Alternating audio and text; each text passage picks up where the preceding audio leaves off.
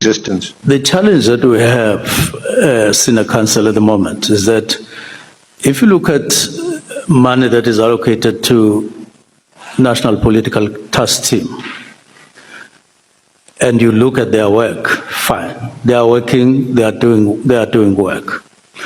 But the percentage, first I must talk to categories of matters in the country. There are 4 categories of matter.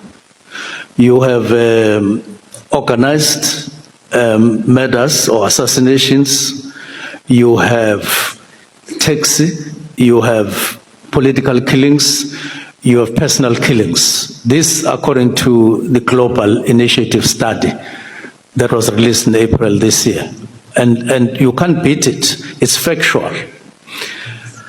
It gives you high percentages for organized crimes. It's about 35%. And the other one for taxi violence is 34%. And then political killings is about 24% and 7% for personal. Now, if you are Minister of Police, you are made to preside currently over 120 billion rand. You've got to think about the most effective way of distributing and using resources. Now, if you keep on funding one unit somewhere in one corner of the country, even if they do well, they are not going to deal with criminality in the Cape Flats. Our consciences are going to be goshed on an hourly basis. As I will get to that when I get to reasons why I took the decision to disband the political killings task team.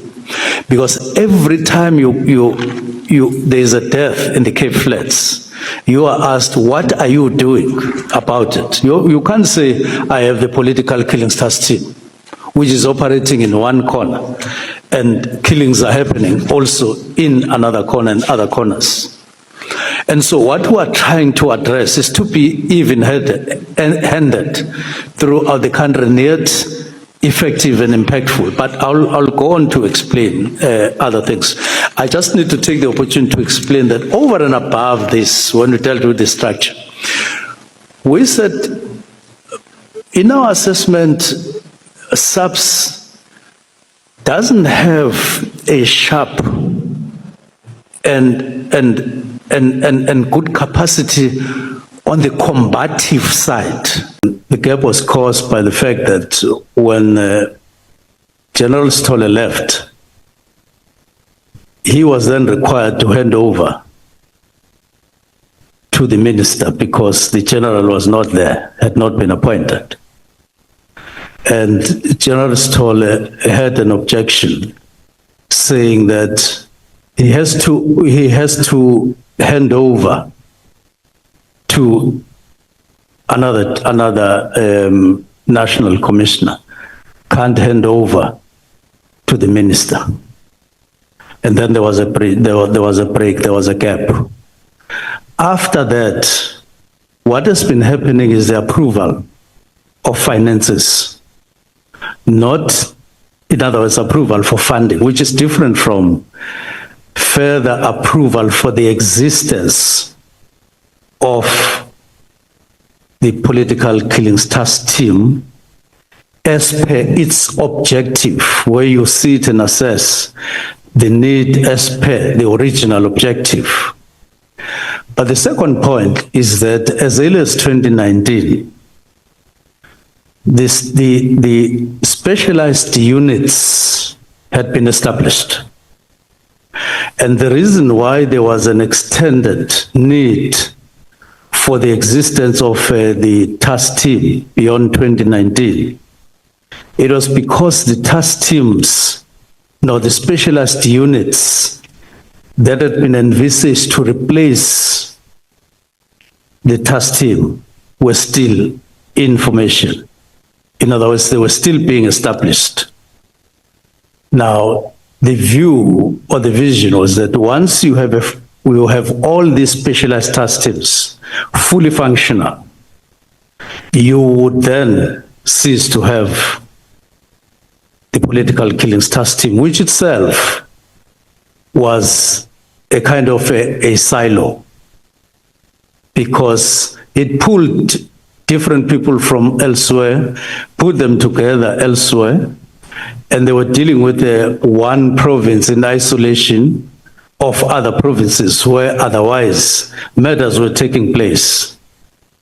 Now, you then needed to approve every year so that you justify the existence of the political task team, which would then form the basis of your approval for funding.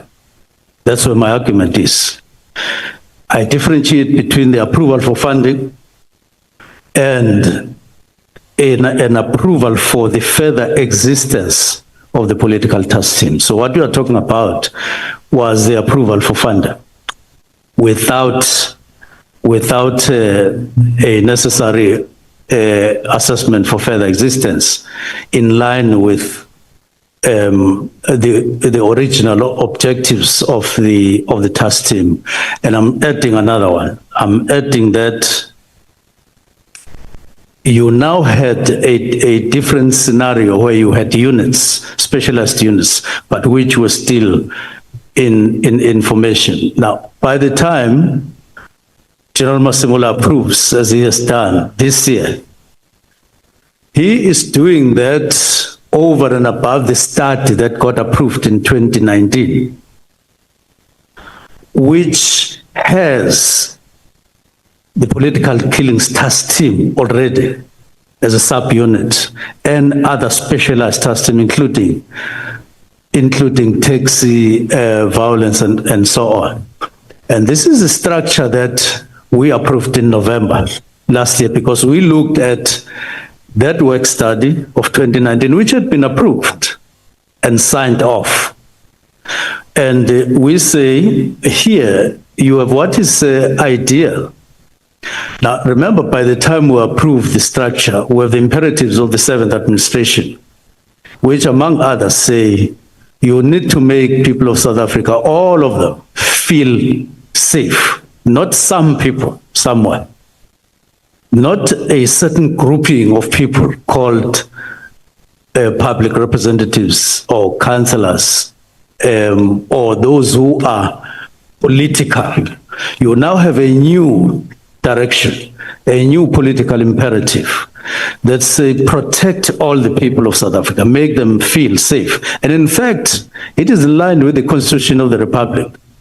The Constitution of the Republic doesn't allow you to protect some and not others. It doesn't.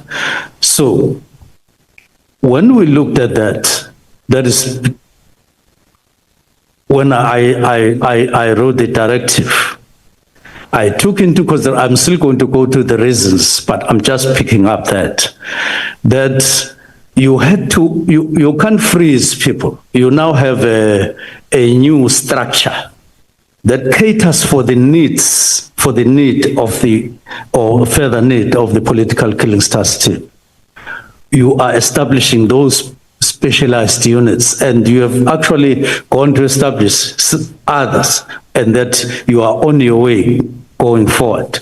But then you still approve the existence. Now, what are you finding?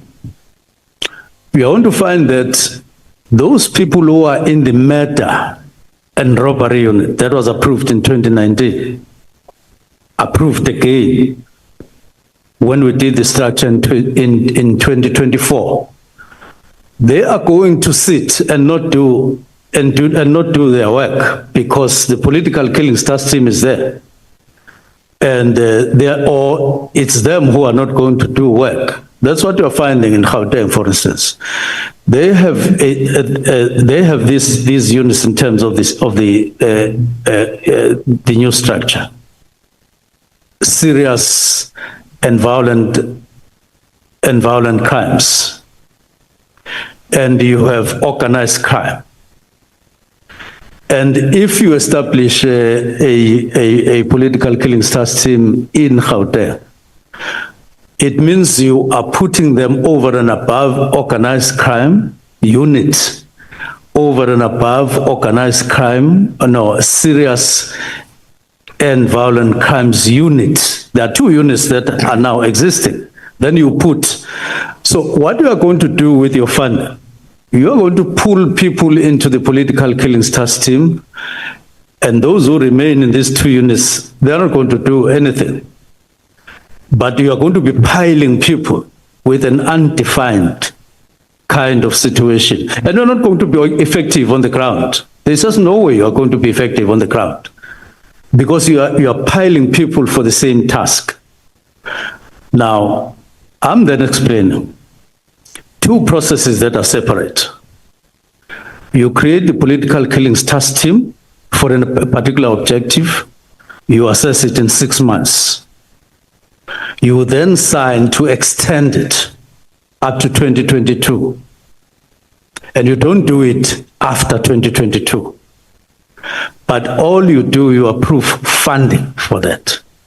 And from where I sit, you don't meet the prescripts of the PFMA. And therefore, if you're called by SCOP, if I'm called by SCOP to say, how do you justify what you were funding beyond 2022, we will not have an answer. Because what the motivations that you were getting, they were motivations for money. They were not motivations based on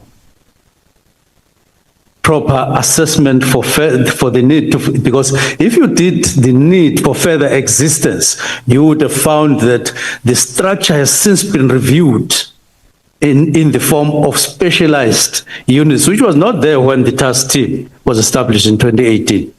That's my argument. Okay. Thank you, Minister. Honorable Chair, shall we take the lunch adjournment at this point? And we can debate this issue further. Thank you so much. Honorable members, and thank you, Minister. Honorable members, I'm giving you a break of 1 hour